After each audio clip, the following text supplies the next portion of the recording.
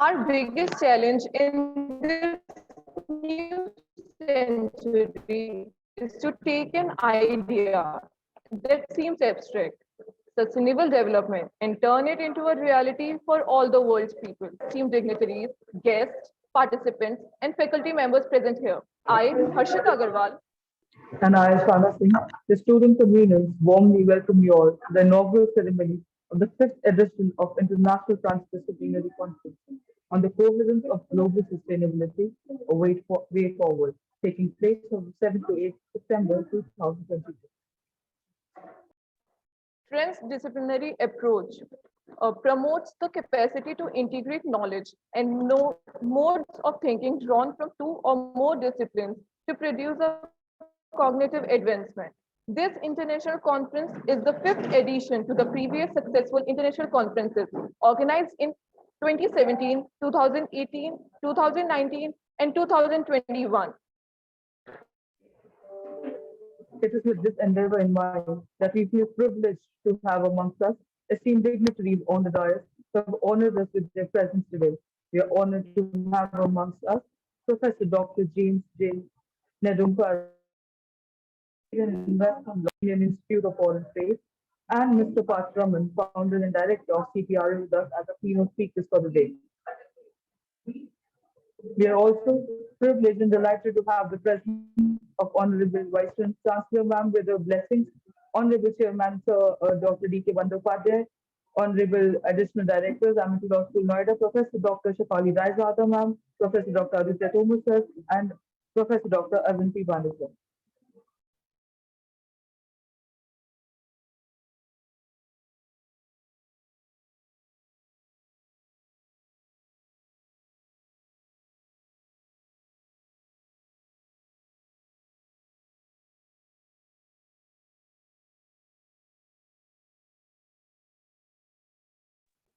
Sorry, sorry, sir. In accordance with the Amity University's tradition, we begin every event with the prayers to the Almighty. The word fire or Agni is used to signify purity, kindness, wealth, strength, truth, wisdom, and comprehension in our culture.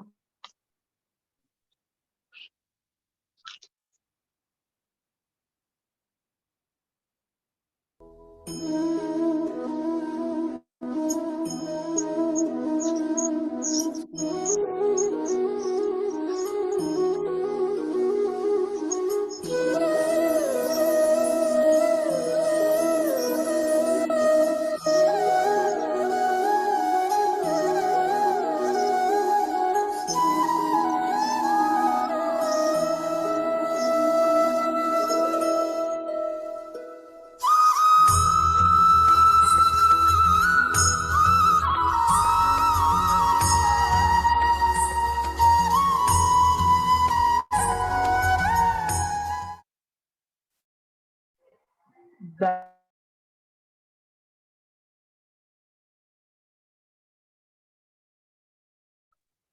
that we manifest for. The 2050 agenda commits the global community to achieve sustainable development in three dimensions: economic, social, and environmental, in a balanced and integrated manner, ensuring policy and coherence across environmental, social, and economic goals.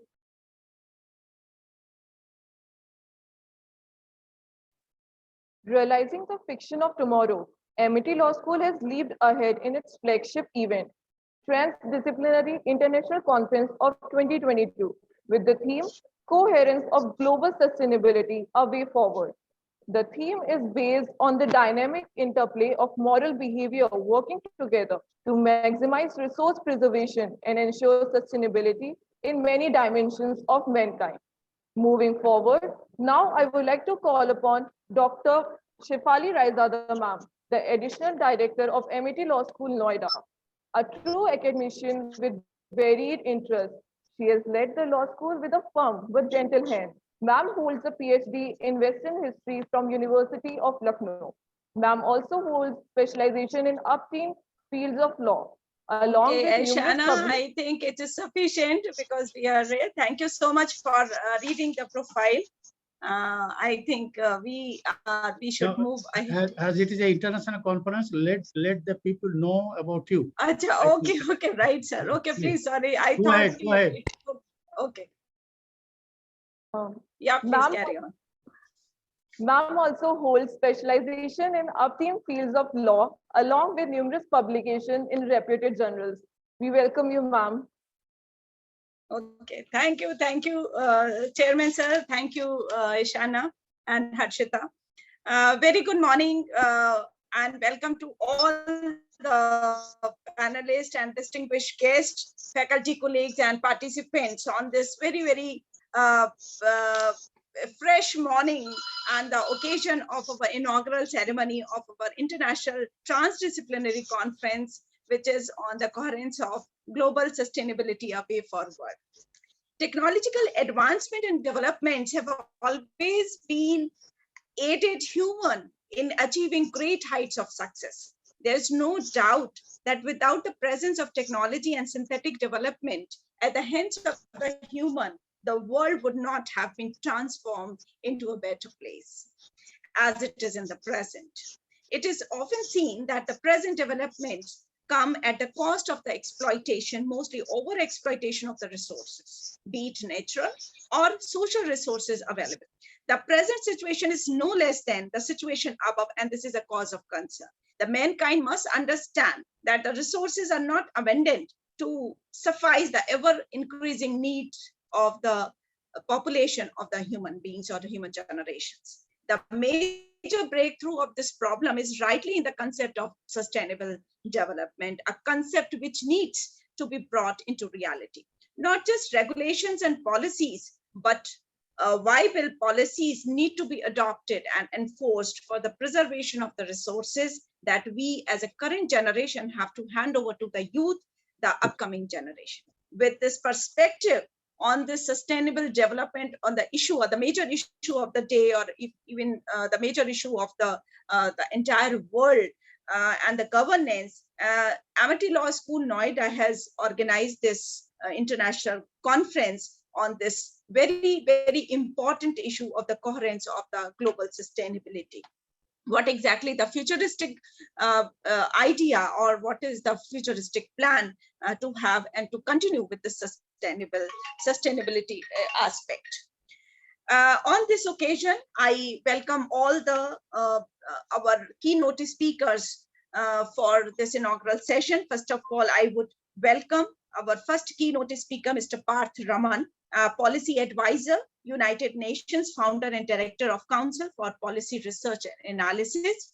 Thank you so very much for accepting our invitation, and to certainly, I'm sure your deliberations on the issue would be enlightening and would be too informative for all the participants and for all of us. So thank you for coming and sparing the time for the day. So thank you so very much and welcome once again. I convey further a very warm welcome to our another key, very distinguished keynote speaker, Dr. James, and Professor and Head of the Center for Trade and Investment, Indian Institute of Foreign Trade. So thank you so very much, Dr. James, for coming, for being a part of it, and certainly your association and your inputs would be key areas of the issue. So thank you so very much for coming and accepting our invitation. I also welcome all the participants who I think are joining and on the way to join this inaugural function and would be the part in these 2 days conference, and they would be presenting very important issues, their papers. They have prepared whatever they have sent, papers and abstracts. So certainly they are bringing a diversity and that diverse issues and agenda of this very important important facet of the sustainable development. So thank you so very much, and I also welcome all with the blessings of our founder president, Dr. Ashok K. Chauhan, with all support and motivation of our respected Chancellor, sir, Dr. Atul Chauhan, sir, and with all support guidance of our Honorable Vice Chancellor, ma'am, Professor Balvinder Shukla, ma'am, and certainly the full support, guidance, and directions of our chairman, sir, Professor Dr. D.K. Bandyopadhyay, sir. So we are very, very thankful to have your wishes and the blessings for organizing this event. I also congratulate all the team members of the organizing committee and the convener, Swati Kaushal and Geetika Gupta, and other our students who I would be coming later on for their contribution. So all are welcome here. And Dr. Aditya Tomar and Dr. Bhanu, my co-partner and additional directors, are also with us on this occasion. So I welcome all of you on this very, very important platform of our inaugural ceremony of the International Transdisciplinary Conference. So thank you once again and welcome you once again. Thank you.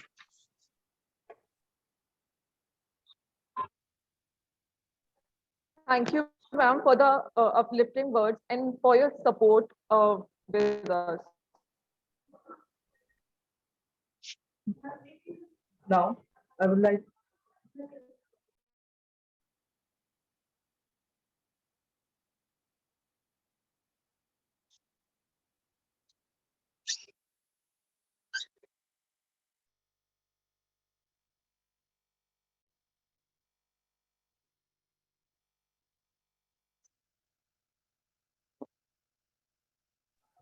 sorry for the technical glitch. It is a matter of indeed pleasure and honor to have amongst us Vice Chancellor of Amity University, Uttar Pradesh, Dr. Balwinder Shukla ma'am. Ma'am has over 35 years of experience, and to her credit, ma'am hosts numerous national and international papers and board of many companies and is a member of several professional bodies. And is closely related to many CSR projects. Ma'am is the chairperson of more than of various prestigious awards and honors. Ma'am, I would like to request you to bless us by addressing this August gathering.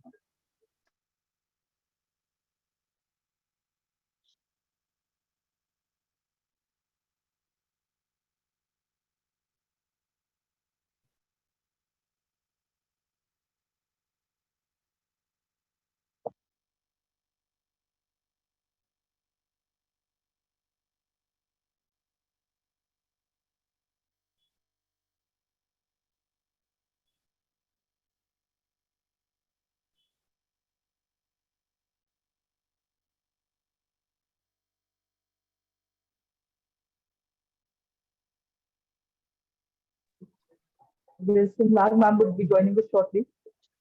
Till then, I would like to call upon Sir, the District Director of Amity Law School, Noida. Sir is an academician with varied and interdisciplinary interests. Sir holds a PhD with the topic of his research being Right Information Act 2005. Sir has plethora of national and international publications to his account and has been instrumental in organizing many academic events. I would like to invite you, sir, to welcome our guests and address the gathering.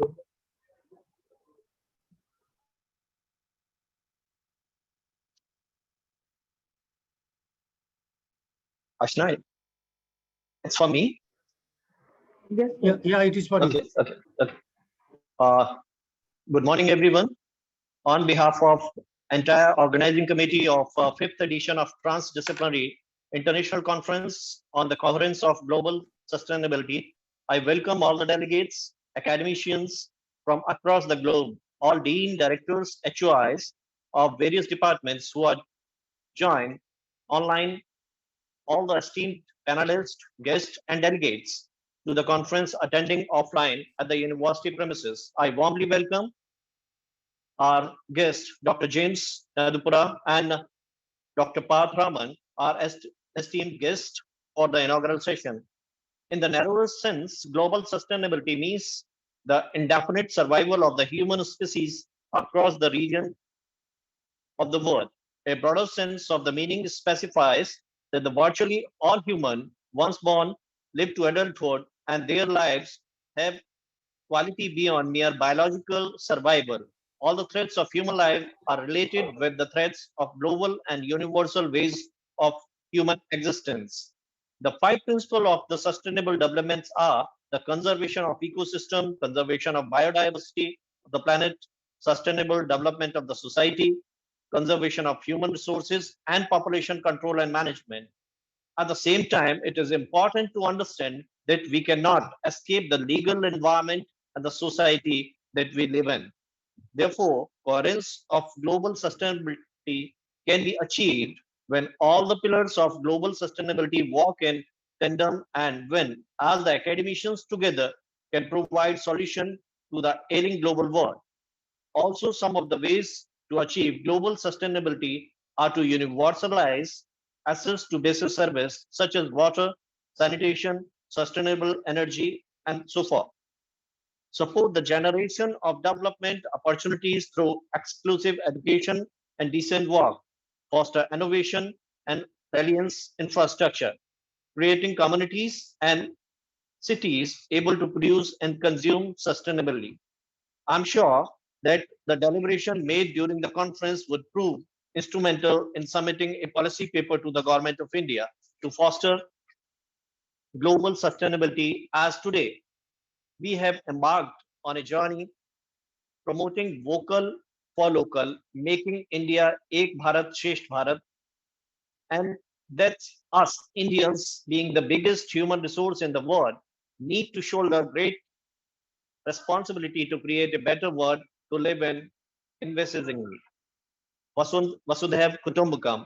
With these words, I heartily thank one and all present in international conference. I am indebted to our Honorable Founder President Dr. Ashok Chauhan, who believes to bring out the best in all of us. I also thanks to Honorable Chancellor Dr. Atul Chauhan sir, who believes that together we can change the world. I thank Honorable Vice Chancellor Madam Professor Dr. Balwinder Shukla, who supported us right from the beginning to curate this conference, and heartily thank Honorable Chairman Dr. D.K. Bandyopadhyay, who supports us in all our endeavors to make MIT Law School the best law school in the country. Wish you all the best for a great conference and great sessions. Thank you. Thank you very much. Over Thank to you, so much. Ashna. Thank you so much, sir, for your words of wisdom. It is a matter of immense honor to have amongst us Dr. Balwinder Shukla, ma'am, Vice Chancellor of Amity University of Uttar Pradesh. Ma'am has over 35 years of experience and contribution in leading organizations. To her credit, ma'am holds numerous national and international papers and publications. Ma'am is on the advisory board of many companies and is member of several professional bodies that is closely related with CSR projects. Ma'am is the chairperson of more than 20 committees within Amity and outside. She is the recipient of various prestigious awards, honors, and accolades. Ma'am, I would request you to bless us by addressing this august gathering.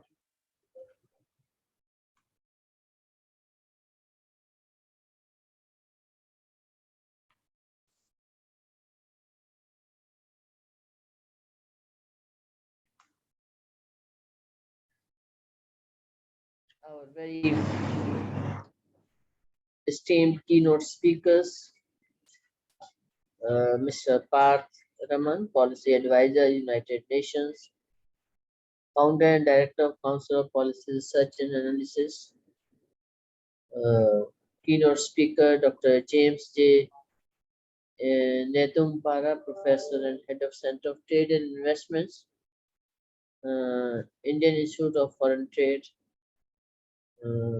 our Chairman of MIT Law Schools, Professor Bandyopadhyay, all my esteemed colleagues, joint heads, faculty members, and the participant. First of all, I would like to extend very warm welcome to all the distinguished speakers, resource persons, and the participant for the Transdisciplinary International Conference on the Coherence of Global Sustainability, a way forward. The conference is the best way to learn what are the latest happening, what are the best practices, and what are the future trends. And this gives a great exposure and learning to the students who are working on the, no matter in which discipline, but the global sustainability is extremely important subject and discipline for every student, every scholar, every academician and researcher. So therefore also this is because transdisciplinary studies, when we speak, these are the also the reflections of changing knowledge production, knowledge creations, and also how the transdisciplinary approaches is, you know, help in understanding the important intellectual shifts and they represent their cognitivity. And so therefore, in order to formulate the better laws at the present and the future of a holistic approach in acquainting with the other disciplines becomes truly indispensable. And National Education Policy 2020 has uh, focused a lot on multidisciplinary and interdisciplinary education because it was realized that working in silos and doing research in the silos or imparting the education silos are not going to meet the requirement of the future the way the globalization has emerged over the years and how the whether it's the education or the businesses or the community movement, cultural changes, understanding the culture, the people perspective and the needs and aspirations are changing.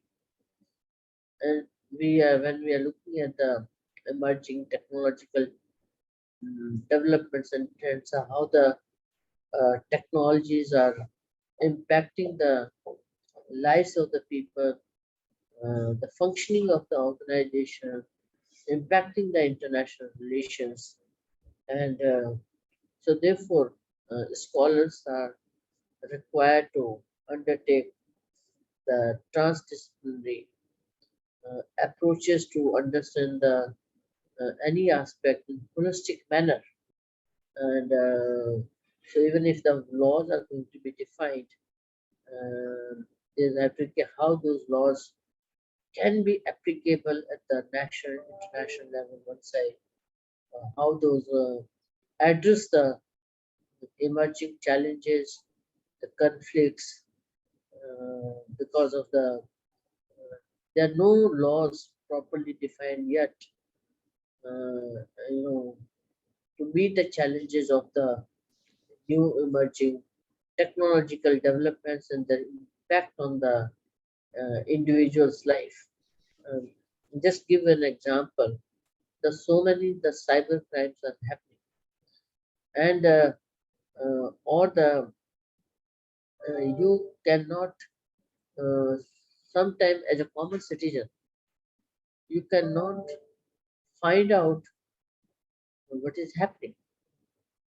The recently I just shared a case that somebody had put an advertisement, on the say the Facebook or something, and gave the someone else the mobile number. Now you are not able. The person is getting the calls and everything, and person does not know how these so many calls are coming, and not knowing that you know what has happened and how the person will put a case against the other person.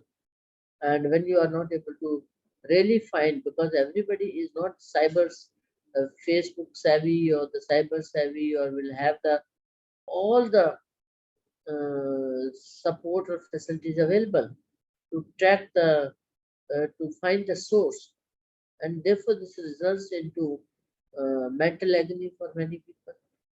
Can't take the the any legal help, which court to go, because when they are not. So therefore, it requires a very, very holistic approach, understanding how to help the common citizens, of the nation. A person may be putting a anything wrong on the social media, whether it's Facebook or other.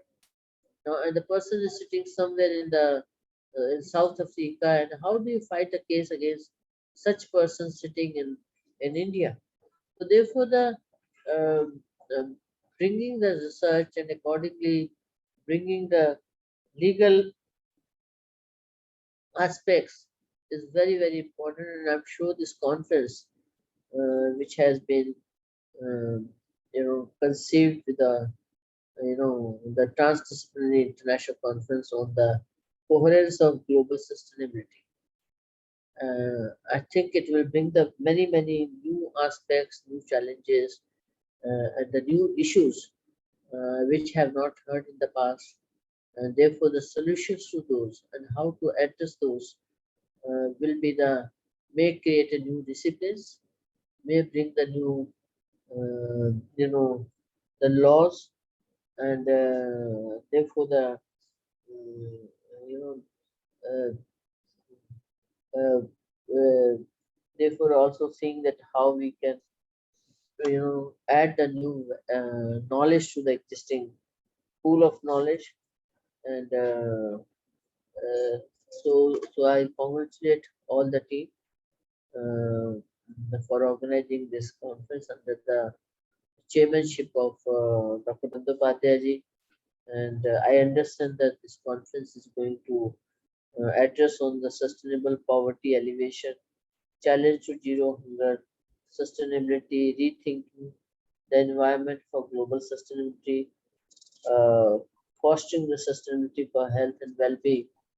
And so many themes have been legal dimensions of sustainability or constitutional outlook for sustainable development, or the community development by the sustainable models, and uh,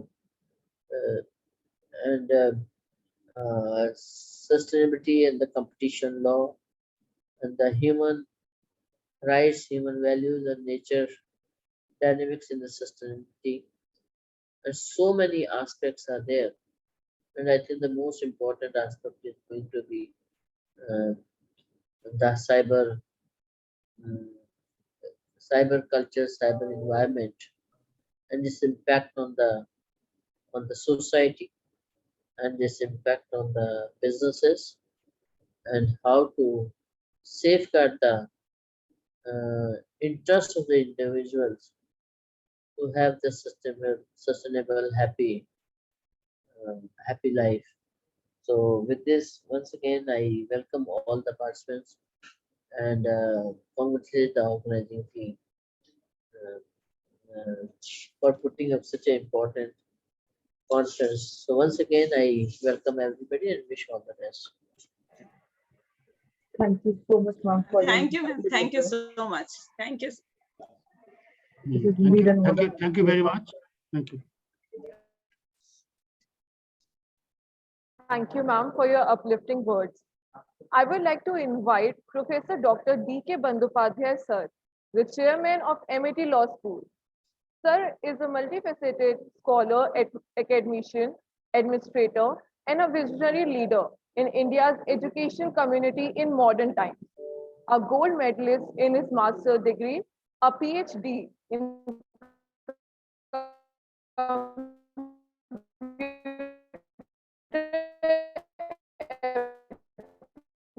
applications, a fellow from Isaac Business School, Paris, and an inspirational professor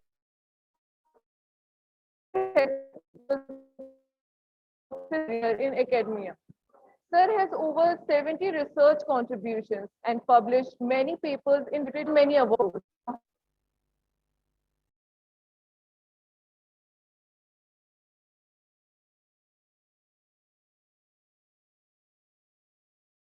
I think there is a network issue at her end, it seems.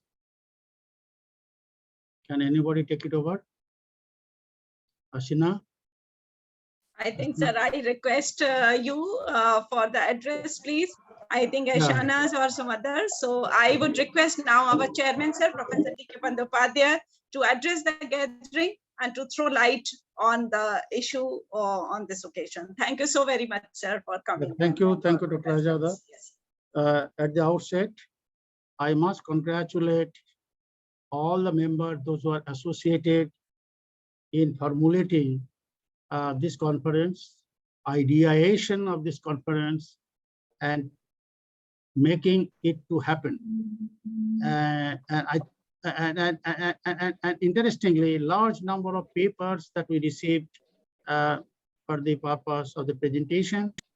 Now we are very choosy, given our time constant for 2 days, that very selective papers have been identified and have been requested the speaker to speak on. So at the outset, I must thank our keynote speaker of today, Mr. Parth Raman, Policy Advisor to United Nations. Also, once again, I'll repeat what our Honorable Vice Chancellor has mentioned. James Nedumpara, from Professor from IIFT, for accepting our invitation to speak on this inaugural session. They say that well begun is half done. Now, these two eminent speakers who are going to speak, essentially going to make the ball to roll, and not only to roll, actually make the ball to just reach it to the goal post. So having said so, dear students community, when we conduct any conferences, our aim is no doubt towards the faculty members for contribution of their research, along with the students. And this is the culture Amity University under the able guidance of our Honorable Vice Chancellor and Honorable Chancellor, Honorable Founder President. They say that being a student-centric university and giving the NEP 2020, and this was the philosophy long back before this NEP 2020 came, how do we involve our students in terms of carrying out their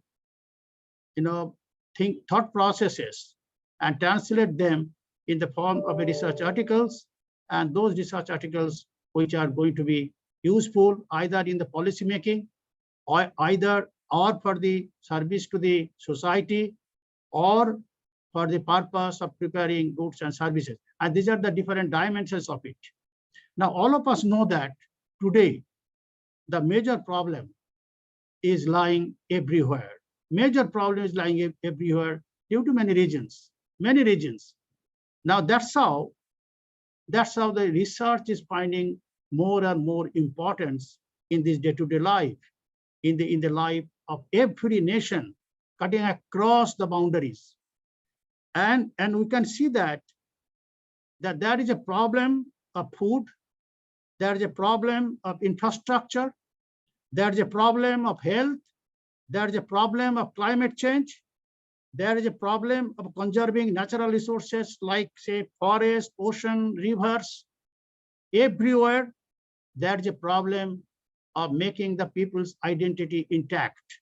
So if we just look at the 17 goals, SDG goal, being a student, then it will not be repetitive if this is being mentioned about 17 goals. End of poverty, end of hunger, ensure healthy lives, ensure inclusive and equitable quality, achieve gender equality, ensure availability and sustainability management, ensure access to affordable and reliable, sustainable and modern energy. Most important thing, nowadays, they say that by 2030, that should be net zero carbon emission. So how do we, a nation, actually go for producing this, for achieving that? And that our India stand is that it is not 2030, maybe 2050, we can do something. Resilient infrastructure, reduce inequalities in the society, make cities and human settlement, ensure sustainable consumptions, take urgent actions on combat climate change, conserve and sustainable use, protect, restore, promote peaceful and inclusive societies. Nowadays, this is becoming very, very important part. How do you really promote peaceful and inclusive society? And there comes the agenda of research in many fields. And those fields, if we just look at, they cut across the boundary. That's the reason in Amity, we all the time promote that do the research not in silo. Do the research, taking into consideration where the problem exists and how the solution of the problem can be suggested, can be formulated, or can be given. Now, having said so, if we just look at today, like, when we talk about to the law student, I can say that why law is becoming so important, because in a democratic countries, in a democratic cities, the three legs of democracy, that is the legislative bodies, administrative bodies, and certainly the third body is the judiciary bodies. Now, why judiciary? Because there has to be balance.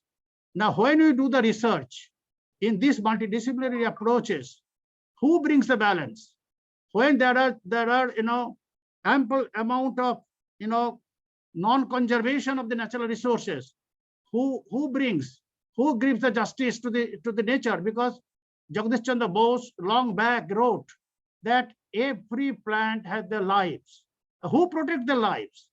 And if we do not protect the lives, who protect us? Because it is a plant who protects us. It is a plant who gives us the food. It is a plant who conserve the carbon dioxide and monoxide and all pollution. It is a plant that needs to be preserved, and it is a plant that needs to be protected. Now, if we really look into those dimensions, then there is a need that there has to be somebody who actually looks into that. And there comes the concept of the multidisciplinarity. In anti-dumping, if we just look at it, the developed countries, they are making the anti-dumping over here. Now, what could be the role of the law students? Mainly, that trade is important, the import-export is important for the development of the nation, for providing the food and energy to the people of the nation.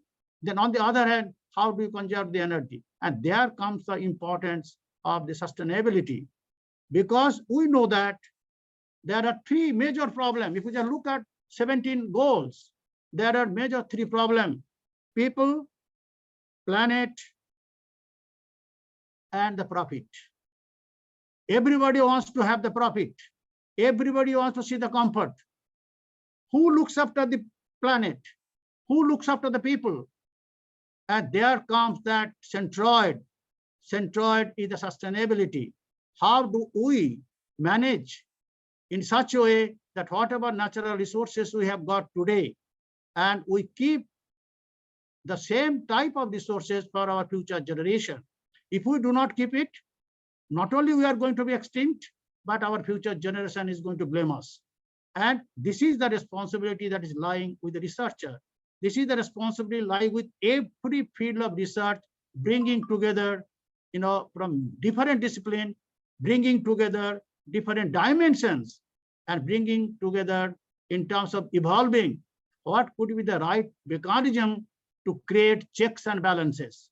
And there comes the role of the law students. There comes the role of the law graduates. There comes the role of the judiciary, and different types of problems that we are finding today, starting with the health problem, starting with the food problem. That are many issues.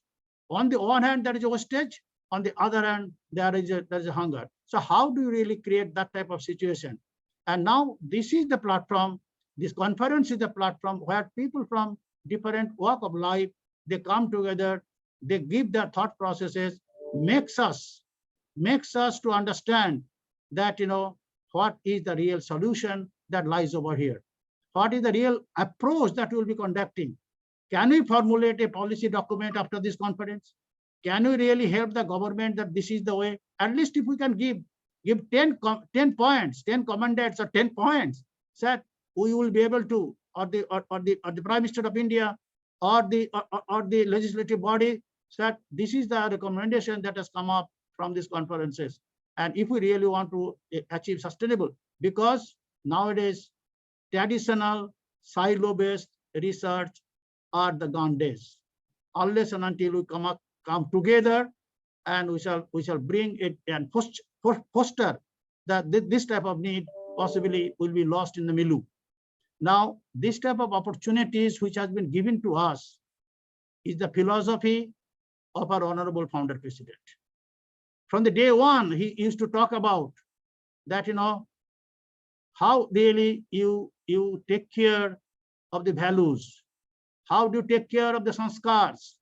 Now, these are all comes and part of the sanskar, that how do you conserve energy, how do you really make use of the energy, how do you make use of the waste, and number of innumerable number of direction that off and on he goes on giving to us. And Chancellor Sir, all the time he encourages us. Now, I will be not missing a point to mention over here.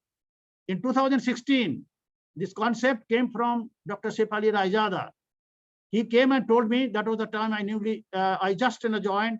He came and told me, sir, there is a need for having a multidisciplinary journal. Now, I submitted the proposal to the Chancellor. Chancellor, it went on a couple of times. Then finally, he kindly agreed. And that's how we can see that every year we are publishing a multidisciplinary journal from the MIT Law School, Noida. Now we have to enrich it. We have to give a different directions to it. We have to see how the quality of the journal can be improved upon. And as a matter of fact, this conference is another offshoot of this concept of the multidisciplinarity. So thanks to Dr. Rajada, thanks to everybody, mainly our student volunteers who are joining over here, Harshita, Ananda, they are really spearheading persons. I just express my gratitude to all my students, those who are listening over here, and those who will be joining subsequent days. Carry some points home, do your homework, think that what I can take from the planet and what I can return back to the planet. And this is the most important, what I take from my institution, what I can give back to the institutions. So with these words, I must express once again my gratitude to our Honorable Founder President, Honorable Chancellor, Honorable Vice Chancellor. She all the time encourages research. She all the time says, no, I may not go anywhere else. But whenever there is some sort of thought processes are being being promoted and discussed and deliberated and narrated, I shall be present over here. Now we have heard her, and then our three joint heads, additional director, Dr. Shefali Rajata, Dr. Aditya Tomar, and Dr. A.P. Bhanu. They are also spearheading the research culture, how to bring to the MIT Law School, Noida. Because they say that, law research is difficult. I said, no, why law research will be difficult? Law cannot exist without the problem of the society. So understand the problem of the society, formulate the research problem, take care of the expertise opinion from the other discipline, and work together and create a new types of knowledge which are going to change our color of our MIT Law School, Noida, and the color of our MIT University. So once again, thank you very much. Thank you so much, sir, for your enriching and wisdom and advice. Thank you, sir, for the words of wisdom, and thank you for your guidance in supporting us every time. Now we have Mr. Parth Raman, Founder and Director of Council for Policy Research and Analysis. Sir is a policy and legislative consultant to Dr. Nabhi Kapoor, Secretary General Candidate 2021. Along with this, Sir has been legislative and policy consultant to numerous honorable members of Parliament. Sir has also actively worked with the SDG Society, and along with that has to his account numerous specialized courses from prestigious institutes such as University of Sussex, Harvard Business School, Cambridge, etc. Sir is the author of the book, The Quadrilateral Relations, An Emerging Path of Unity, and 3 more books on international relations and law, and various policy papers published in international journals. Being an avid researcher, he enjoys passion of in-depth knowledge of international relations and politics at international forums. I request you, sir, to address the gathering. So a very good morning, each and everyone. I hope I am audible, isn't? Yes, Yes, you are sir, very you much are audible, Okay. audible and visible. Okay. Thank you so much, sir. So I would like to thank Chairman, sir, Vice Chancellor, ma'am, Shafali, ma'am, and all the fellow faculties of Amity Law School. Right now, I'm here to discuss upon the policies, more or less upon the SDG 17 and the policies which has been implemented all around the globe. Firstly, I am not, to be honest, it's a wisdom of you guys that you have had me on the panelist, but totally, to be correct, it's more a learning to be a listener. So a few days back, as I was having one of my legislative meetings with one of the legislative member of Uttar Pradesh, so he told me that Parth, what we understand while making a law, very basic thing, as many law students are listening to us, what we have to understand while making law. Because very recently, a bill which was drafted by me, in that matter, drafted by my think tank, it was the it was over the protection of juvenile fishes. So it was the very new concept in India, juvenile fishes. So it got tabled in the Vidhan Sabha of Kerala. So the person concerned from Uttar Pradesh asked me that what we can do and what we understand while making law.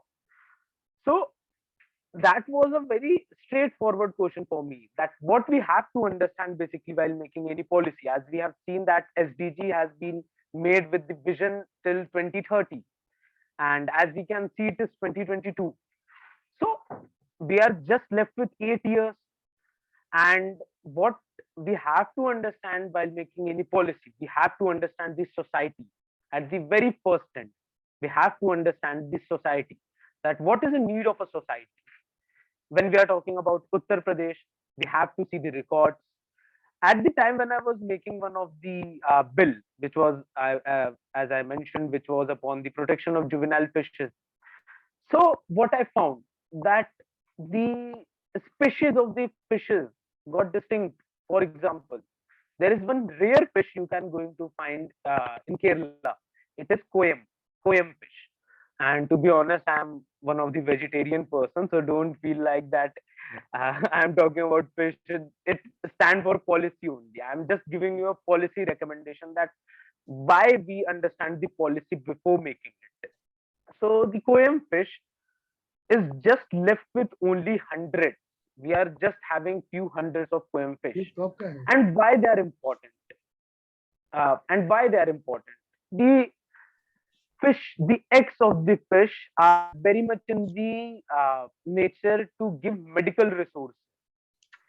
So what we have seen, the fish due to the juvenile, as they were in the very early stage of their life, the fishermen going to catch them, they are not even economically viable.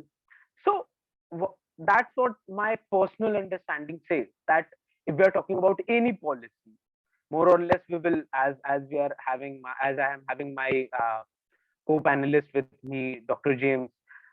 He is a very learned person in field of trade, so I will not going to hinder that part, because I don't want to become a victim of.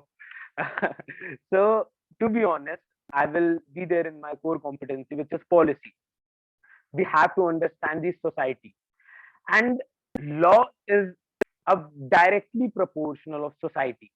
We have seen the various theories. I'm not very much good in theories, but we have seen the various theories which have established that society is in a direct proportion with the law. Talking about SDG 17, there are various points in SDG 17 which I directly see in my day-to-day dealings. For example, I am working with Professor Nabit Kapoor, who was the Secretary General candidate. Uh, I was on the diplomatic mission in Somaliland, one of the nations which India does not recognize as of now, but they are in the queue to be recognized. So in Somaliland, what we have seen, it is a country having a n number of resources with them, n number of resources. They are having various type of materials, for example, cashew, which we are which we are importing from Middle East. And to understand the international diplomacy, we have to understand one thing, that we can't be dependent upon anyone. We can't be directly dependent upon anyone. So I was working with the government of Somaliland, where they asked me to have certain investment in their country. As you can know that SDG 17 also have certain bifurcation in them. It is not only 17. 17 does not restrict with the single verdict. No, it have 20 more bifurcation in it. And among 20, there is one bifurcation which is fifth: invest in least developed country. So if we are talking about investment in least developed countries, it starts from any of the country where we will going to get a diplomatic relation. Then again, what we will going to find out with the diplomatic relation and policy exchange, nothing more than a policy exchange. A good relation will lead to a good, as very well quoted, we always see this line flashing over Independence Day, Republic Day, that Atal Bihari Vajpayee said that we can choose our friends, our enemy, but we can't choose our neighbor. Okay, it is one we will have it from the very beginning. We have to make them a good companion. So understanding this thing, if we are having policy, most important thing, how it is going to relevant with the society. Because to understand the relevance with the society, we have to understand the implementation. As we all know, I was taking one of the lecture in one of the reputed university of India. So I asked them that what you understand from the implementation.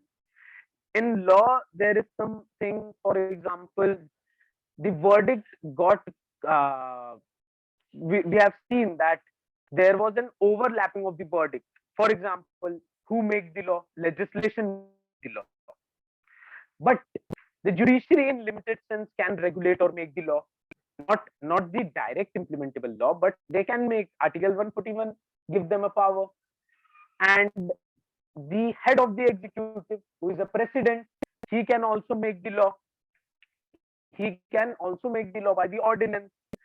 And to be specific, uh, all the members, all the bodies, whether it is judiciary, executive, legislation, they can make the law. But the main function to implement the law, and the main and whole sole function to implement the law, is from executive. How we can going to say that the policy which has been made by the legislation will be very much important to be implemented by the executive? Because it is their work, and to do their work they need support, and the support will be granted by that policy only. One who have seen any bill must have seen that bill have various things to be mentioned. For example, that it will going to be funded by the Consolidated Fund of India. Then the delegation of power is also mentioned there in the bill. So the delegation of power states that this bill will going to give a power to XYZ person, who will be the part of the executive, starting from very lowest, from the tehsil, to an extended some bill to the president. For example, the constitution itself, the law of land established, it give a whole soul wisdom to the president. So talking about any type of policy, whether it is in regards with international collaboration, it is in regard with any international organization, or within the legislation of the nation, whether it is in India or any of the specific state, we have seen that in legislation, what is most important in legislation, the most important thing is making a practical law. And the practical law why I'm stating this line to make a practical law, because if we are drafting any of the policy from any end, practicality is not on the drafting, not on the legislation, it's on the implementation. And we can't make this thing on our personal boots, that for example, if we have made this law, this is very easy to implement. No, the consultancy over the executives is very much important.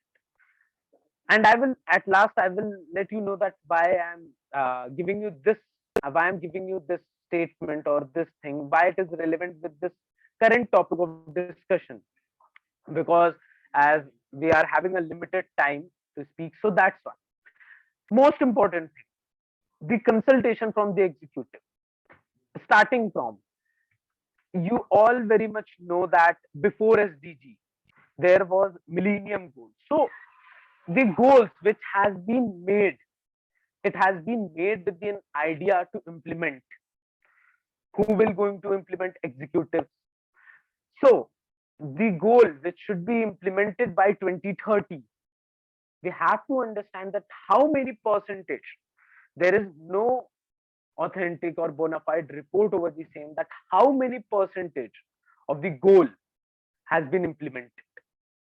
Because making a policy is a very easy task. Normal, where law graduate can easily make any of the policy. And I totally agree with the experience, with the time, a person get an idea that how, if we have made the policy, how it is important for people to get the benefit out of that policy. To be honest, I'm also not much experience over the implementation of policy, to be honest, because I am from last 5 years, I was there in the drafting of policy.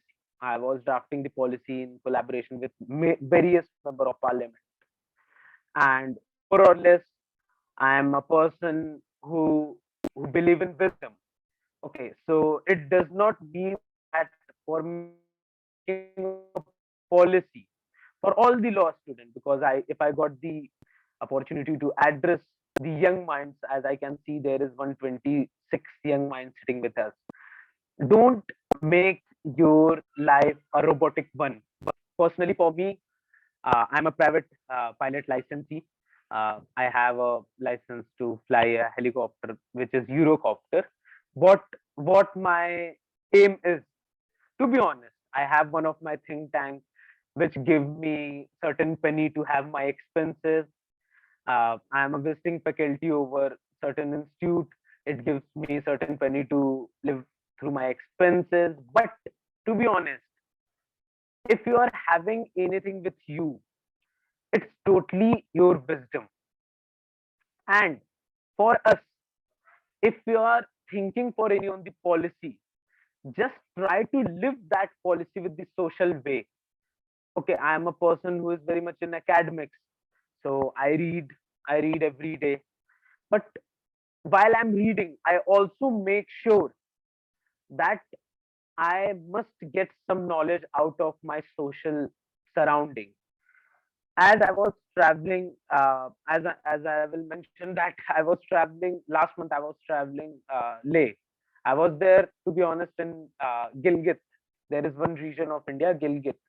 We had the project, and at that time, I think Aishana was working with us when we had the project on Gilgit. So it got submitted to Prime Minister office. One of our my partner went to the Honorable Prime Minister of India. She submitted that report. So we were working upon the Gilgit issue. So the Gilgit Baltistan is one of the place in India which we snatched. I will say snatched from Pakistan, because I am very much nationalist person in that sense. So we snatched this from the Pakistan. We were upon the project to get an idea of nationalism. What do we understand by nationalism? The word nationalism. Because there is a very thin difference between the, not a thin, there is a very wide difference between nationalism and Chauvinism. And we have to understand that idea, that how nationalism and Chauvinism is different. So you can guess it from your end, because as we are having a limited time, so I will not brief you about chauvinism and nationalism. So I'm a nationalist person. I was visiting there, and to get an idea about nationalism, I I have taken, my team specifically has taken the survey of more than 1,000 people. We were on the ground. So at the evening, when they were compiling the data for the policy, so they asked that, please call Parth sir, we have to bifurcate the data to understand the cause. So in that,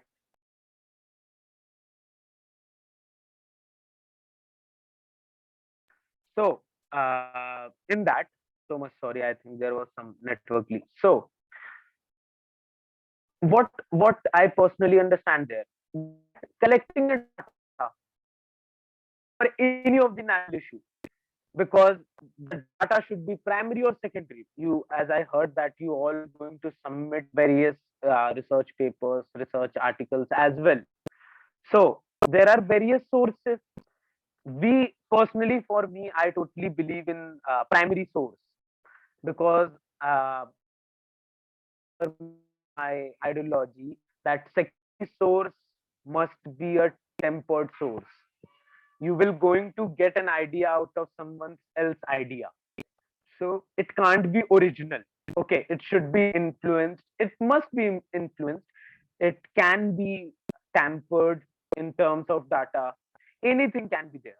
But if I am personally, if I Parthraman going to collect any data from any of the sources, I will suggest that the primary data will be the most important data over the same.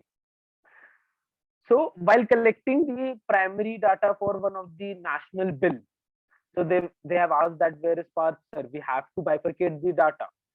So they found that I was there in one of the houses. It was the house. It was the house of the person who was untouchable in that region.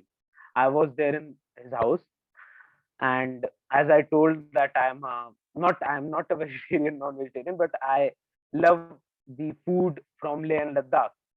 So he was having some of the very delicious food. So I was trying to understand his social mind, that what is the main problem that he is suffering. I just want to share one of the incidents which took place between the father of the nation, Mahatma Gandhi, and Jagjeevan Ram. So Jagjeevan Ram went to Mahatma Gandhi that we are very happy that our constitution has been drafted. We want your presence to be there on the Independence Day. Uh, Mahatma Gandhi told that I am not a person that who will be there, but I will give you a mantra of success. You will going to get a success in democracy with this thing. Then Mahatma Gandhi to Jagjeevan Ram, if I'm not wrong, later on he became the chief minister of one of the provinces of India. I'm not much sure over the same, but he he mentioned that if your decision will going to impact to the last person of the society, on that very much day, your decision and your work has been successful. It is not on the legislation to pass the bill. It upon you to get it implemented even to the last person of the society. Rather than having a facts and figures, we have to see the emotion. Rather than having an connection with the data, we have to see how it is going to make work easier for a last person in the society. Coming over the SDG, it has been drafted. It was the goal for 2030. 8 years has been, we are still having 8 years. We have to understand that in 8 years, how many percentage of work we have to do. With my limited knowledge, because I am very much habitual of reading, and these classes are out of that only, not from any of these things. So to be honest, as I was reading one of the research which got published, it was forwarded by the sitting Secretary General, a very learned person. It says that we left with 70% of the whole SDG to be implemented. We are left with today 70% of the whole SDG to be implemented. So in nominal sense, we can say SDG 17 also left with the 70% to be implemented. And on the implementation, it's a duty of the secretary. It's a duty of all the international organizations, because I hope you all have an idea about that you are a signatory and you have ratified the convention. So the SDG is a cause of social. It is a cause of social being. It is a cause of human rights. As I was having my studies there on the human rights uh, in University of Sussex, where I found that human rights are not just stuck with the right of an individual, that what human right does he have? No. What I understood, that human right can be seen for the society as well, that how much the society has been gained from any of the implementation. If we can see, let's talk about the policy. To be honest, because I'm not a person who appreciate without any cost to the act.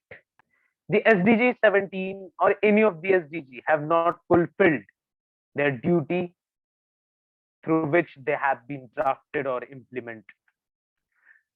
They are the SDGs are in the queue to have things done, but they're still left with a burden of things. And to implement that, we just need certain things. The dedication of youth. We the youth is very much important for the implementation of these SDGs.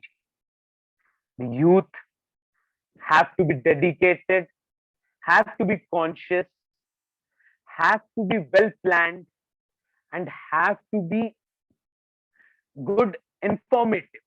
These 4 points are very much necessary for the implementation. More or less, if we are talking about SDG 17 in specific, then we have to understand.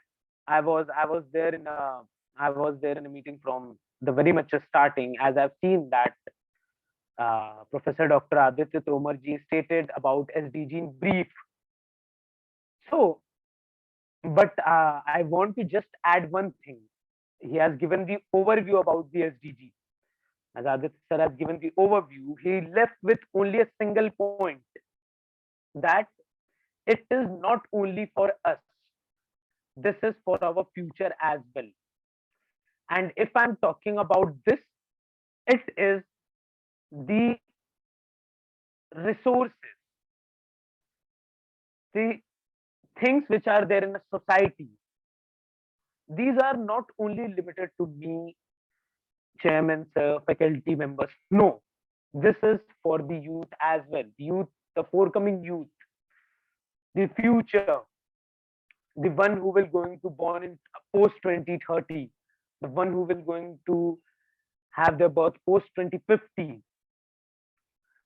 So this thing we have to make in our mind, that any law, any implementation, whether it is from SDG, policy, anything.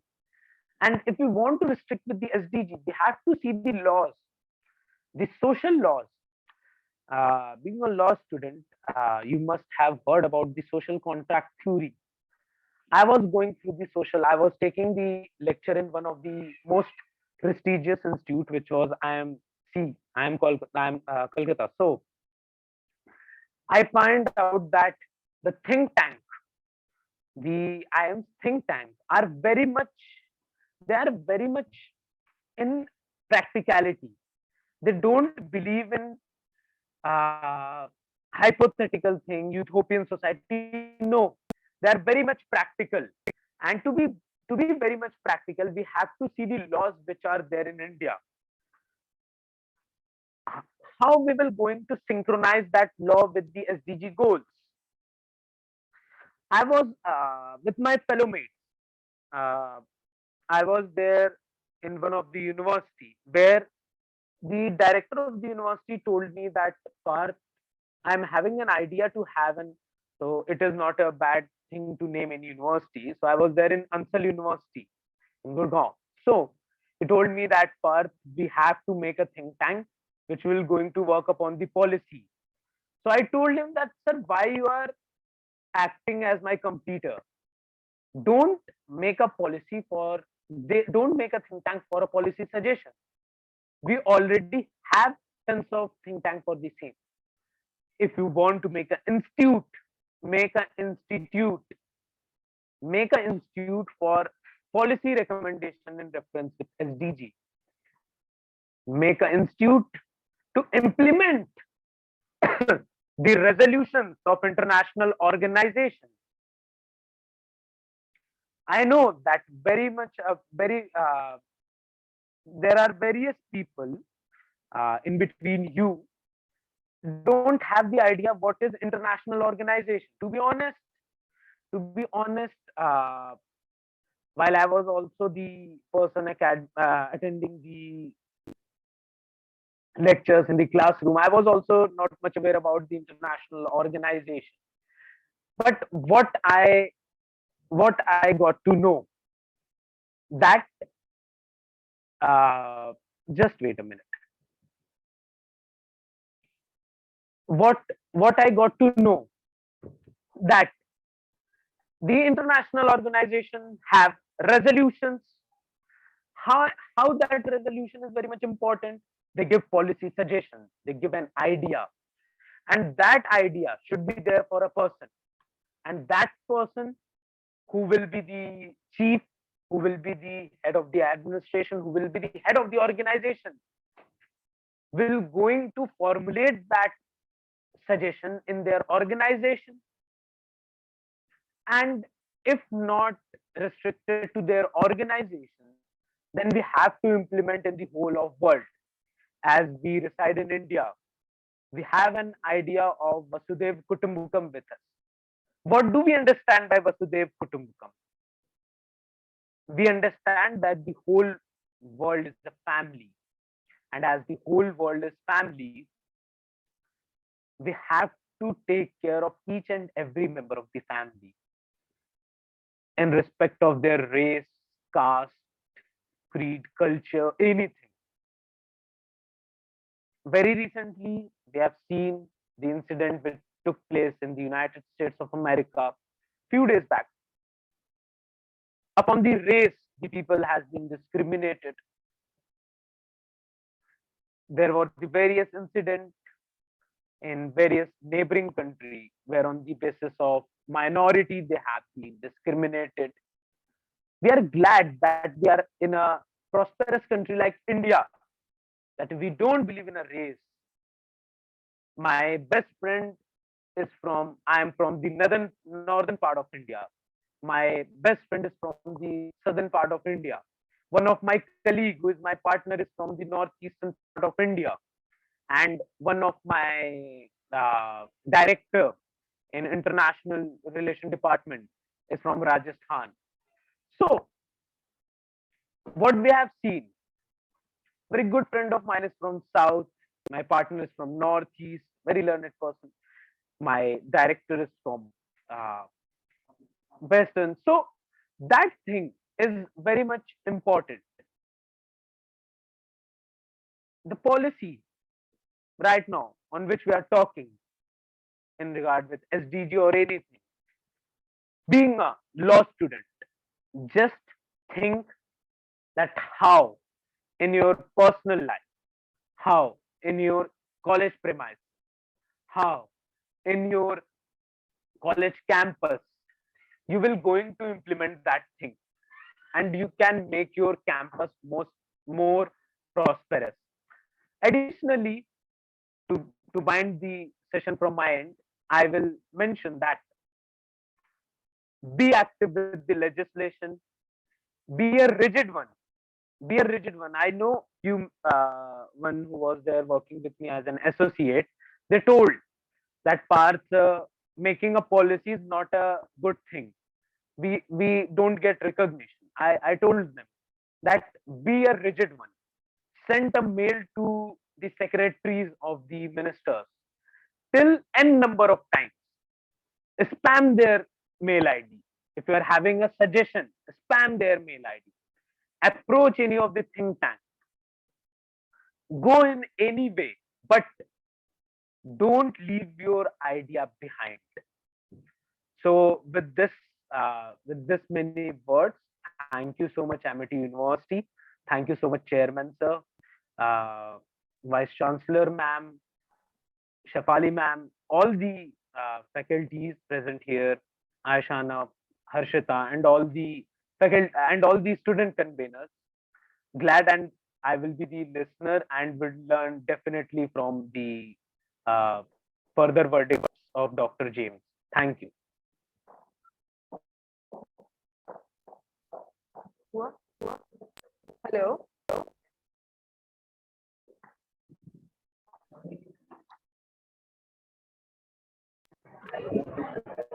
Thank you so much, sir, for your address.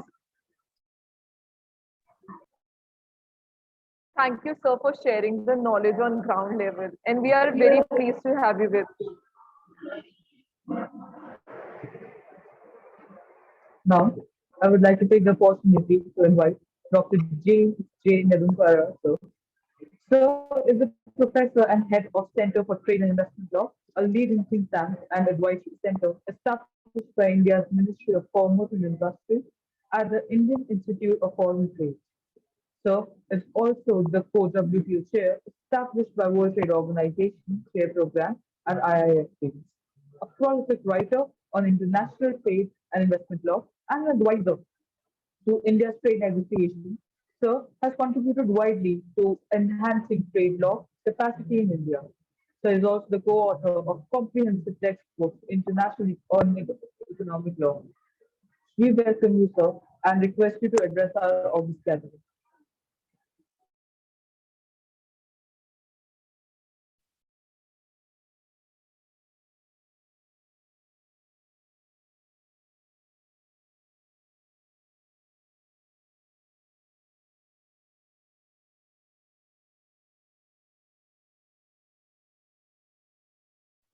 I think Dr. James, you please unmute.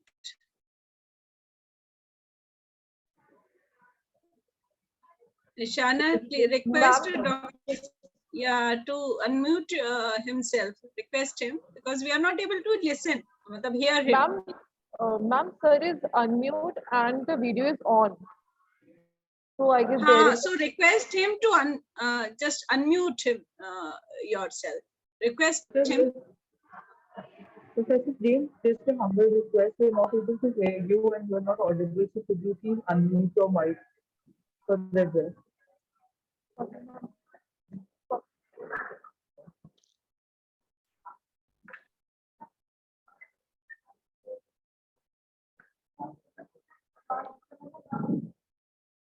Ma'am,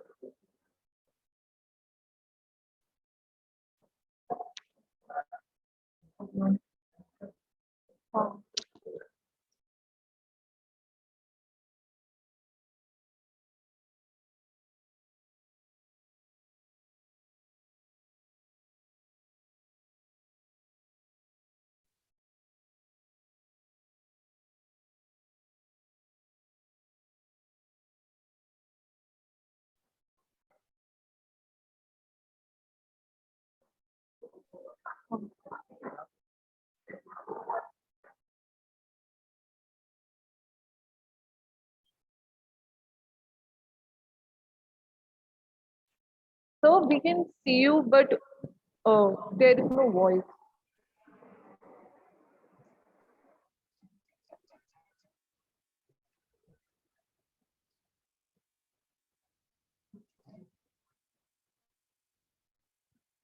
I think it's a technical glitch that will be sorted in a minute. Really sorry for the inconvenience to all our guests and participants.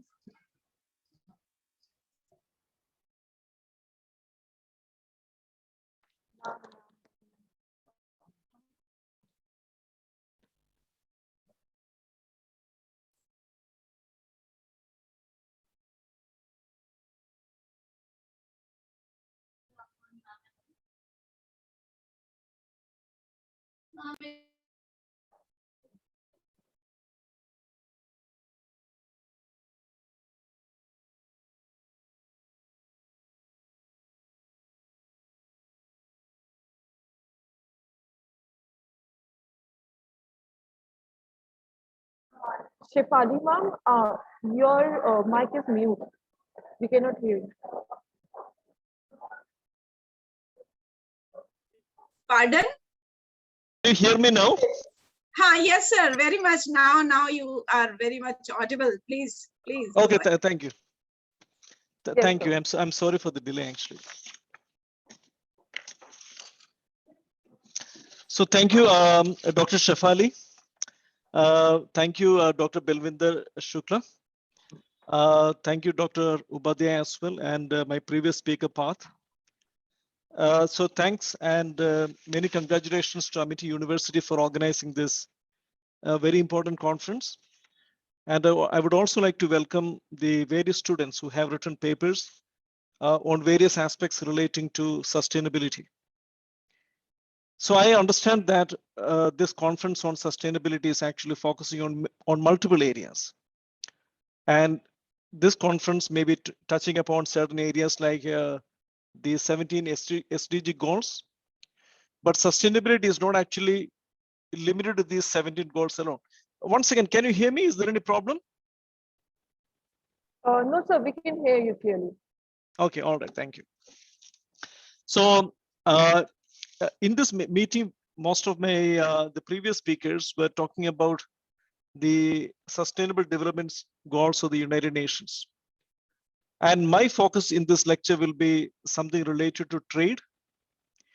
You can say international trade agreements like the free trade agreements or the WTO agreement as well. So when we think about sustainability, the term sustainability is already mentioned in the Marrakesh Agreement, the 1994 Marrakesh Agreement that established the World Trade Organization. So the purpose of all these declarations of international trade agreements is to basically recognize the principle that when countries actually engage in international trade, which is basically for furthering economic prosperity and overall growth, they can't do it in a manner that would compromise or affect our natural resources. So on the one hand, I think the very term sustainability actually means that we have to meet our needs without compromising the ability of the future generation to meet their needs. So in a way, I think it basically requires all of us to act responsibly. Our resources are limited, so we have to actually use these resources in a limited manner, in a careful manner, in a responsible manner for that matter. So now the topic on which I had agreed to speak is actually sustainability in trade agreements in the contemporary context. So some of you who are actually following India's trade policy for a while, we had a great deal of difficulty with respect to accommodating sustainability concerns in a trade negotiation. And the reasons are multiple. To give an example to you, when we trade a product, maybe a manufactured item, if the importing countries are going to take into account the sustainable way of production of that product, or if they're going to take into account the environmental impact of that product, then most of the exporting countries, especially the global south, will be at a great disadvantage. So in other words, the major focus in trade agreements was to look at a product as a product and not to take into account the various products, the product and the process features. There is a very interesting case, I think, in the history of the GATT, the General Agreement in Tariffs and Trade, which spoke about sustainability. This case is called the tuna dolphin case. And I will just narrate a bit of the facts of the case so that you can understand what it is. So in the Eastern Tropical Pacific Ocean, which is south of, maybe you can say, Canada, or somewhere near Mexican coast, there is actually an association between dolphins and tuna. And you know that dolphin is actually a mammal that comes into the surface in order to breathe. So the trawlers who actually operated in that Eastern Tropical Pacific Ocean, they used to spot the dolphins and then used a kind of a fishing technology called the Persane technology in order to harvest the tuna. So the moment they see the dolphin, they will try to encircle that area with a massive vessel and used a kind of a net called the Persane net. So what happened is that there was a certain amount of accidental mortality or accidental killing of dolphin. And the United States had actually come out with a law under the Marine Mammal Protection Act, which basically prohibited a certain amount of high mortality on account of dolphin killing. So this happened because of, the dolphin was actually a bycatch. Nobody really wanted to catch dolphin, but when tuna was caught in a commercial way, dolphin was incidentally harmed. So the United States imposed some kind of a trade embargo against Mexico. They also imposed a secondary embargo against other country, in this case against some of the European countries who actually exported the Mexican or the Ecuadorian tuna, which were not, according to the United States, caught in a dolphin-friendly manner. The matter went to the WTO panel. The US lost on both the occasions. But the importance is that in all these cases, the GATT panels ruled very categorically that when you're looking at tuna, you are looking at tuna as a product, tuna as a tuna. You don't look at tuna whether it is dolphin-friendly tuna or whether it is dolphin-unfriendly tuna or not. So this debate actually happened way back in the GATT in the 1990s, much long before the WTO came into force. So at that time, a number of environmental scholars or even environmental activists basically criticized the WTO or the GATT legal order as actually promoting a kind of unidimensional teleological structure. What is the unidimensional teleological structure? That is the promotional trade. So when you trade, you have to also take into account the various categories of externalities related to the production process. So let me just give an example to you. You may actually, you may plant or you may engage in agriculture. You may use certain categories of pesticides. Sometimes the pesticides may be extremely harmful. They could be hazardous in nature. And these kind of hazardous or dangerous pesticides or chemicals will have an impact on the ecosystem. Some people may actually get affected.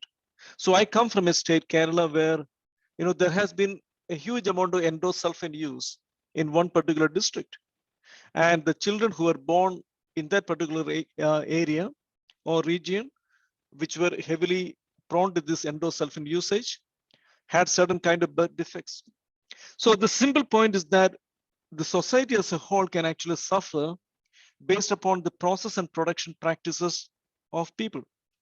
But in international trade, a large number of, I think I should say the global south or the developing countries mentioned very categorically that the social clauses like the environmental provisions, labor provisions, sustainability practices, or other associated values cannot be brought in through the back door. So there was a stiff opposition to any of these values, influencing the trade regime, or at least in terms of, enabling a country to deny the market access given to a product. So that is why in trade debates, the process and production methods or sustainability practices were kept outside for a very long period of time. But at the same time, when we really look at regimes, we know that there is a trade regime, there is an environment regime, there is a labor regime. There are multiple regimes operating together, and no regime can actually work in isolation, right? So when regimes work, they actually interact with other regimes, and there could be sometimes intended or unintended consequences, or sometimes clashes between the regimes. And how will you manage? So nowadays, I think my previous speaker also spoke about the Millennium Development Goals. And now we have got the Sustainable Development Goals, which was adopted in 2015. The Sustainable Development Goals only leave a very small window of time in order to implement or carry out these goals, 15 years or something like that. And the target end date is actually 2030. When we really look at all these practices, I think that some of the global trade practices, we know that some of the practices are basically unsustainable. Look at some of our production facilities, some of our factories, even within the NCR of Delhi, they are actually emitting huge amount of carbon dioxide. Look at some of our vehicles. Even, even today, we are actually falling way behind in terms of having a clean climate, a carbon neutral climate. But the problem here is that any country that actually wants to really implement the sustainable development goals will have to commit huge amount of capital. In a country like India, where a large number of people are below the poverty or just struggling to exist, converting their vehicles, their factory production, especially for the small and medium enterprises, to change from one technology to another will be a Herculean task. So to what extent countries, including India, will be able to meet their SDG target? To an extent we are meeting, but there has to be a major and significant transition from the current way of producing and selling goods to a new way of selling goods or maybe manufacturing goods. And that is a big challenge. So now, let me also now try to look at some of the international agreements to which India is going to, already a party, or India may be engaged in trade negotiation. So at the moment, India is engaged in trade negotiation with some of the most advanced countries. To give an example, the United Kingdom. The India-United Kingdom negotiations are going at a hectic pace. Then we have got negotiation with Canada. We have got negotiations with the European Union. All these negotiations are starting at the same time. And the only major economy with which India doesn't have a major trade negotiation at the moment is only the United States. So when the European Union, which is a bloc of 27 countries, or the UK, again an advanced country, or Canada, if these countries negotiate trade agreements with India, it is fairly natural to expect that these countries would try to have some kind of a provision on trade and sustainability. So when we think about trade and sustainability, people generally look at the environment chapter, or they may look at the labor chapter. But I should tell you one thing. If you look at the focus is not purely on labor and environment. It is actually in building sustainable systems. So when we think about sustainable systems, even the lack or absence of corruption in society is actually a sustainable system. So that is why we are looking at a more holistic way of doing business. So in terms of actually, reforming our institutions and practices, and also in terms of changing the production practices and the related methods of administration within our factories and our workplaces. So to give an example, international labor obligations are extremely important. The International Labour Organization has got 8 core conventions. India has ratified 6 conventions as of now, but India hasn't actually ratified the Convention on Freedom of Association and Collective Bargaining. So there are 2 ILO conventions to which India, of course, India is a party, but India hasn't ratified it. Now, when it comes to a trade agreement, some of the advanced countries will definitely pitch in or make a strong demand for ratifying these international conventions and agreements in order to make sure that the other country, or for example, India, conforms to or obeys with the international labor practices, the best practices for that matter. The reality is that sometimes, the businesses in India may not be aware of these international conventions. If the Labor Department tells them to, reduce the amount of work hours, or ask them to increase the wages beyond a limit, of course, they will be up in arms. So it is going to be an extremely sensitive political issue. No government in India can actually ignore the opinion of the masses. And we have seen that with respect to the agriculture, the Farm Bill in India. These bills were, really aimed at, in some way aimed at sustainable agriculture as well. Let me just give an example to you.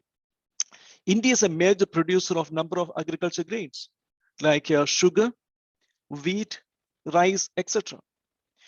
To give an example to you, India is the largest producer of sugar in the world. Our production of sugar, according to the latest estimate, is around 36 lakhs metric tons. How much we really need? Maybe you can say around 22 lakhs metric tons. And India has got a fair remunerative price policy under the price control regime in India. So that means in order, when the farmers, the sugar farmers actually harvest the sugar cane, they go to the sugar mill and sell the product, and they will get a fair remunerative return. Is it actually a market priced return? No. The government is in a way supporting their agriculture. Is it sustainable activity? So people said that when we think about sustainable agriculture, it has to be ecologically sustainable, it has to be financially sustainable, it has to be environmentally sustainable. Most of our agriculture practices, as example, production of rice and wheat in northern part of India, is actually environmentally not sustainable. It is not even financially sustainable. If the government stops one day the provision of subsidies or the minimum price support program to agriculture, then most of these activities will become unviable, at least financially for that matter. So the point here is that this is a larger issue. It is very easy to talk in a general meeting like this about sustainability. But if you really want to practice sustainability, then we need to have a holistic policy, and we need to have a conversion of views. If people actually hold on to their old ideas about doing business, then sustainability according to the modern world will not be practiced. That is a major challenge. So to go back to the trade agreement, as I mentioned earlier, in all the trade agreement chapters that we negotiate with our trading partners, there's a chapter on trade and gender. We have a provision on anti-corruption. We have a provision on innovation. We have a provision on intellectual property rights. There's a provision on sustainable investment, on trade and labor practices, on environment for that matter. There are a whole host of issues where sustainability is actually inbuilt. And one more example I would like to give is actually the fisheries agreement. In June this year, at the Geneva WTO Ministerial, the members of the World Trade Organization, 164 members, actually negotiated an agreement to curb IUU fishing. So it is actually, illegal, unreported, and unregulated fishing. One of the major challenges, I think we have got a special, I think, provision under the under SDG 14, that is actually life below water. Life below water. We are actually a water planet, and most of the resources are actually underwater. And there are huge resources underwater. But if we look at our marine ecology, there has been substantial amount of exploitation of marine resources. Our seas are completely overfished. The previous speaker, I think he spoke about one particular, I think, breed of species called Kaim or something like that. That is one example. Most of our marine species are actually exploited beyond their biologically sustainable levels. But if you tell our fishermen that you have to stop, going to the sea and catch fish, they will be up in arms. So the point is that this is, the reality is that there are far more people in this world than this small planet Earth can actually afford. So the point is, we have to, all of us will have to, actually follow some kind of a sustainability in small steps that we take. When we go to the market and buy something, we have to make sure that it is done in a sustainable manner. When we actually take a bottle of water and throw it on the streets, we have to make sure that we shouldn't throw it in the streets, but we should actually try to recycle and reuse it. That is, again, one of the most important things. When we think about the circular economy, every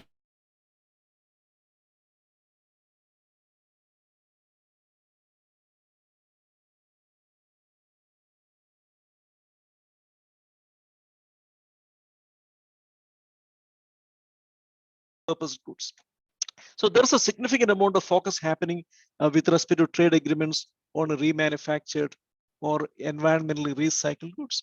So now let me put it in a sum and substance. What is actually the focus of all these trade agreements? If anyone is engaging in any kind of a business, you have to make sure that there is no harm to the environment. There is no harm to the ecology. There is no harm to that place or to the people who are living there. So every kind of an environmental action can have an impact. If you actually engage in certain construction activities, and if you reclaim certain kind of areas, if you narrow the canals or the water bodies, it can have an impact. So today we are talking about a major crisis in Bangalore city, because the canals, the drainages, the sewage they have all been blocked, or maybe people have encroached on these lands. So now there is a a problem in Bangalore today. And this happens on a daily basis in various parts of India and all parts of the world. This is actually an existential crisis. So we have to realize that international trade agreements, international agreements are very useful, but at the very bottom, we have to, as a responsible citizens, we have to engage in responsible consumption, responsible use, and responsible production of a particular product. I really salute the Amity University Law School and the law students for taking up this initiative. There will be a lot of interesting discussions around this theme. And maybe in the future, I will be very happy to talk about it. These are very complex agreements.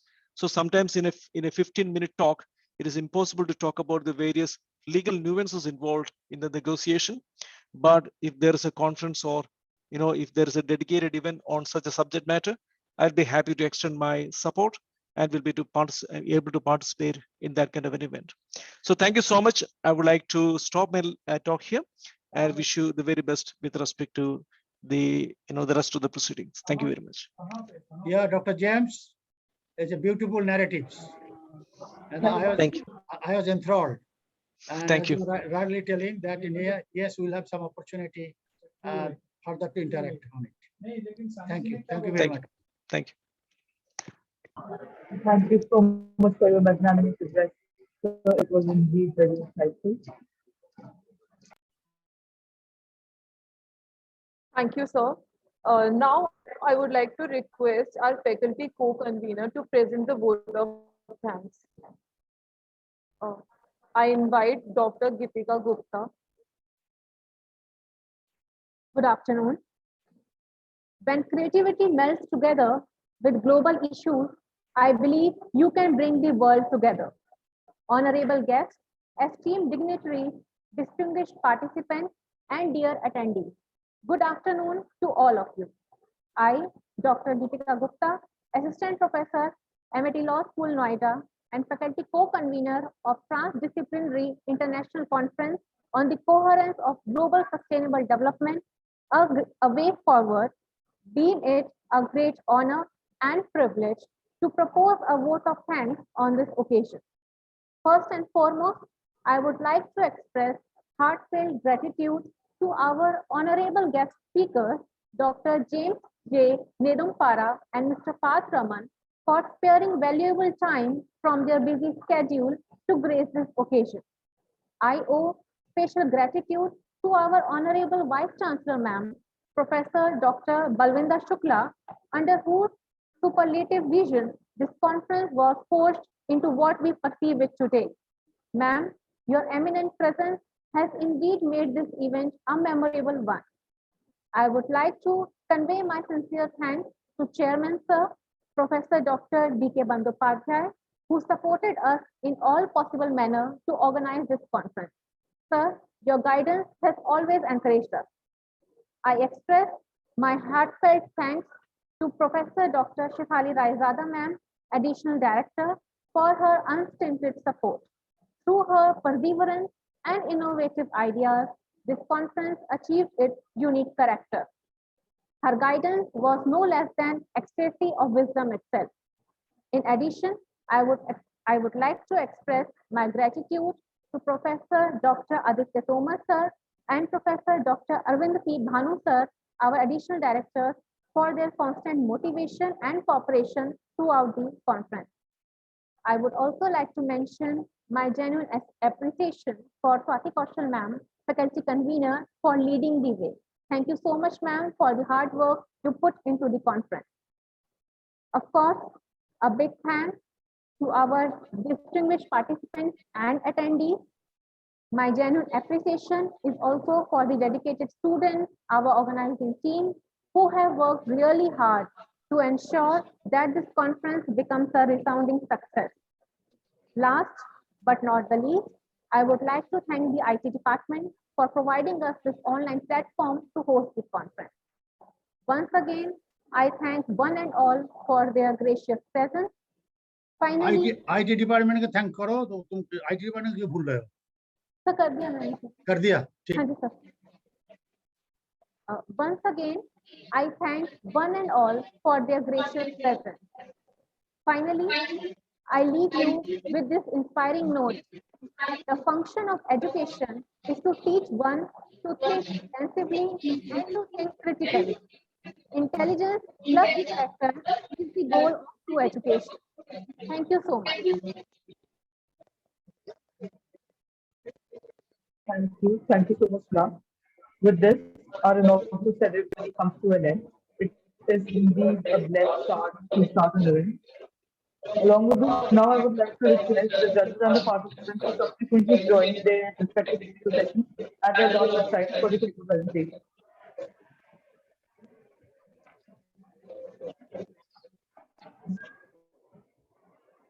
So, with your permission, can we end the session? Before, I would like to thank Dr. Range for his presence and another speaker, Mr. Parth Raman. law student hai. So, ma'am, should we end the session?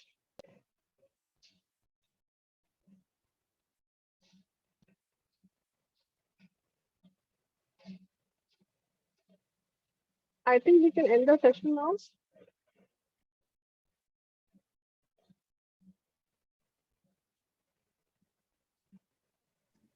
Ma'am, shall I close the session?